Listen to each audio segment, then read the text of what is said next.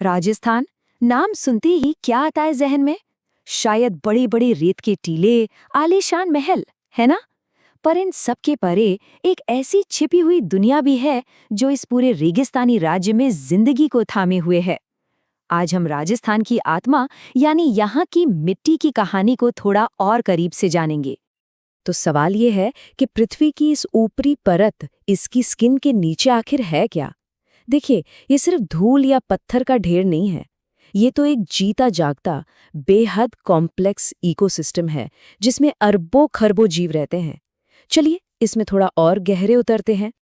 आज की हमारी ये पूरी बातचीत कैसे आगे बढ़ेगी, एक नज़र उस पर डालते हैं। हम मिट्टी की बेसिक बातों से शुरू करेंगे, फिर ये जानेंगे कि ये बनती कैसे है। इसके बाद राजस्थान की खास मिट्टियों को समझेंगे, उनके सामने क्या चुनौतियां हैं ये देखेंगे, और आखिर में बात करेंगे कि इस कीमती चीज़ को बचाने के लिए क्या किया जा सकता है। तो चलिए सफर शुरू करते हैं। हमारा पहला पड़ाव है ये समझना कि आखिर ये मिट्टी होती क्या है। अच्छा, वैज्ञानिकों ने तो इसे एक खास नाम दिया है, पेडोलॉजी। वैसे जो शब्द है ना सॉइल, वो खुद लैटिन भाषा के एक शब्द सोलम से निकला है, जिसका मतलब होता है फर्श। तो एक तरह से हम कह सकते हैं कि मिट्टी हमारे इस ग्रह का एक जीता जागता कुदरती फर्श है। अब जरा सोचिए कि हम जमीन में एक बड़ा सा केक काट रहे हैं, तो हमें जो अलग अलग लेयर्स दिखाई देंगी ना, बस वही है मृदा परिच्छेदिका या सॉइल प्रोफाइल। हर एक परत मिट्टी की कहानी का एक नया पन्ना खोलती है। इस कहानी के 3 मेन कैरेक्टर हैं। सबसे ऊपर है संस्तर क। ये हमारी कहानी का हीरो है, एकदम उपजाऊ, जिंदगी से भरपूर। बीच में आता है संस्तर ख, जो एक स्टोर रूम की तरह है, जहां ऊपर से आए सारे मिनरल्स जमा होते हैं। और सबसे नीचे है संस्तर ग, वो चट्टान जहां से ये सारी कहानी शुरू हुई थी। तो सवाल ये है कि मिट्टी बनती कैसे है? इसे आप एक बहुत पुरानी जियोलॉजिकल रेसिपी की तरह समझ सकते हैं, जिसे कुदरत ने लाखों साल लगा के परफेक्ट किया है। और देखिए, किसी भी अच्छी रेसिपी की तरह इसमें भी सही इंग्रेडिएंट्स का होना बहुत ज़रूरी है। इस रेसिपी के मेन इंग्रेडिएंट्स क्या क्या हैं?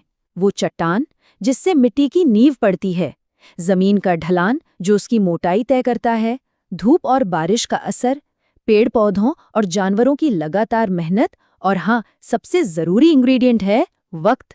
ये सब मिलकर ही मिट्टी को इसका खास कैरेक्टर देते हैं। तो अब जब हम ये जान गए हैं कि मिट्टी बनती कैसे है, तो चलिए राजस्थान की धरती के कुछ मेन किरदारों से मिलते हैं। हर एक की अपनी एक कहानी है, अपनी एक पर्सनालिटी है। ये देखिए, राजस्थान की मिट्टी में कितनी वैरायटी है। एक तरफ है उपजाऊ जलोढ़ मिट्टी, जो कह सकते हैं कि पूरे राज्य का पेट भरती है। दूसरी तरफ है वो रेतीली मिट्टी, जो मुश्किल से मुश्किल हालात में भी डटी रहती है। हर मिट्टी की अपनी एक अलग कहानी है, और उसी से उस पूरे इलाके की इकोनॉमी भी तय होती है। इसको ना थोड़ा आसान भाषा में समझते हैं। क्षेत्रीय मिट्टी वो है जो एक ही जगह पर हजारों साल रहकर धीरे धीरे डेवलप होती है, जैसे कोई घर पर ही पला बड़ा हो। और अक्षेत्रीय मिट्टी एक घुमक्कड़ की तरह है, जिसे नदियाँ और हवा अपने साथ बहाकर नई नई जगहों पर ले जाती हैं। लेकिन ये जो कीमती खजाना है ना, जो हमें संभाले हुए हैं, आज वो खुद बहुत बड़े खतरे में है। ये एक ऐसा खामोश संकट है जो हमारी आंखों के ठीक नीचे धीरे धीरे बढ़ता जा रहा है। एक्सपर्ट्स ने सॉइल इरोजन यानी मृदा अपरदन को मिट्टी की रेंगती हुई मृत्यु कहा है। सुनने में ये काफी डरावना लगता है, लेकिन ये इस प्रॉब्लम की धीमी मगर लगातार तबाही मचाने वाली फितरत को एकदम सटीक तरीके से बताता है। तो ये मृदा अपरदन आखिर है क्या? बिल्कुल सीधे शब्दों में कहें तो ये मिट्टी की सबसे कीमती परत यानी उसकी उपजाऊ टॉप सॉइल का अपनी जगह से हट जाना है। और जब वो चली जाती है तो समझिए कि जमीन की जान ही निकल जाती है। और राजस्थान में तो ये दुश्मन कई शक्लों में आता है। पश्चिम में हवा लगातार रेत को उड़ा कर ले जाती है। पहाड़ों में बारिश मिट्टी को एक चादर की तरह बहा देती है। और चंबल घाटी में तो नदियां जमीन में गहरी खाइयां तक बना देती हैं।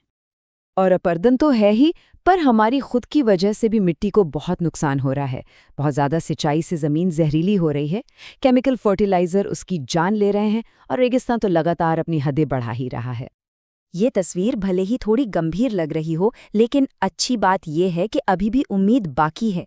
अब चलिए देखते हैं कि हम इस बिगड़ती हुई सिचुएशन को पलट कैसे सकते हैं, अपनी मिट्टी को बचा कैसे सकते हैं। तो अच्छी खबर यह है कि इस लड़ाई के लिए हमारे पास असरदार तरीके मौजूद हैं। मल्चिंग जैसे आसान उपाय मिट्टी की नमी बनाए रखते हैं। समुच्च जुताई उसे बहने से रोकती है। पेड़ों की रक्षक मेखलाएं हवा के आगे एक दीवार की तरह खड़ी हो जाती हैं। और फसल चक्र से मिट्टी को वापस अपनी ताकत मिलती है। और सरकार भी अपनी तरफ से कोशिश कर रही है। 2015 में जो मृदा स्वास्थ्य कार्ड योजना शुरू हुई थी, वो किसानों की मिट्टी के लिए एक डॉक्टर की पर्ची की तरह है। ये उन्हें बताती है कि उनकी मिट्टी को हेल्दी और उपजाऊ बनाए रखने के लिए क्या-क्या चाहिए। ये तारीख याद रखने वाली है, 17 जून। ये होता है विश्व मरुस्थलीकरण रोकथाम दिवस। अब राजस्थान के लिए ये सिर्फ एक ग्लोबल डे नहीं है, ये एक रोज की लड़ाई की याद दिलाता है। और हम अपनी इस बातचीत को 2024 की थीम के साथ खत्म करते हैं। भूमि के लिए एकजुट, हमारी विरासत, हमारा भविष्य। ये एक बहुत जरूरी बात याद दिलाता है कि मिट्टी सिर्फ हमारे पैरों के नीचे की जमीन नहीं है। ये हमारा अतीत है, हमारा आज है और हमारा आने वाला कल भी इसी पर टिका है। इसकी हिफाजत करना हम सबकी साझी